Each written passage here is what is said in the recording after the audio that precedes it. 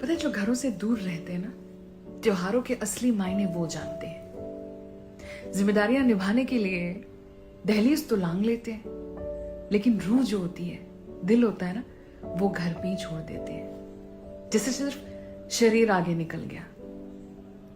और पता है क्या, त्योहारों के वक्त अंधेरे में कहीं बैठ के सामने की बिल्डिंग में लाइटें देखते हैं और ये सोचते हैं कि शायद घर में माँ ने ये पकाया होगा, शायद रसोई से इस चीज की खुशबू आ रही होगी, शायद आज माँ ने साड़ी पहनी होगी।